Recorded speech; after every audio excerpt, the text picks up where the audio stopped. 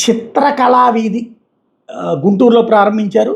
ఈ ప్రారంభోత్సవం సందర్భంగా జరిగిన హంగామానే అనవసరపు చర్చకి తావిచ్చింది. వాస్తవంగా చిత్రకళా వీధి అనేటటువంటిది మంచి పబ్లిసిటీకి పనికొచ్చేది, ప్లస్ పబ్లిక్ అట్రాక్ట్ చేసేటటువంటి టూరిజం డిపార్ట్మెంట్ దాన్ని లీడ్ చేస్తోంది.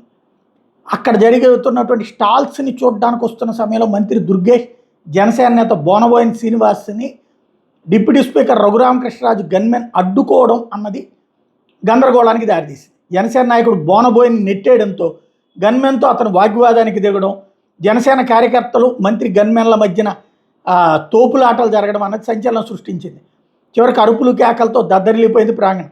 డిప్యూటీ స్పీకర్ రఘురామకృష్ణరాజు గన్మెన్ని జనసేన కార్యకర్తలు పక్కకి నెట్టేయడం, కేంద్ర మంత్రి పెమ్మసాని చంద్రశేఖర్ ఎదురుగుండా జరిగినటువంటి ఈ గొడవ అంతా కూడా అనవసరపు రచ్చకి దారితీసింది అని చెప్పడంలో అతిశయోక్తి ఏమీ లేదు.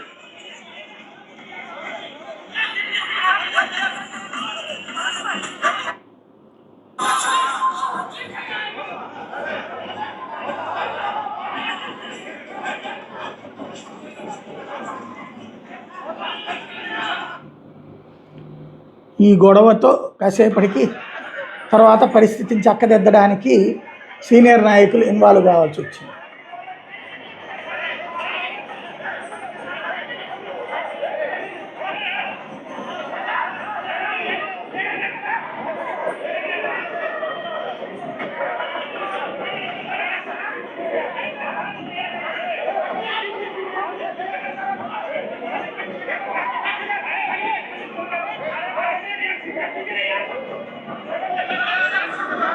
నువ్వెంత అంటే నువ్వెంత అనుకునేటటువంటి స్టేజ్కి వెళ్ళింది అక్కడ.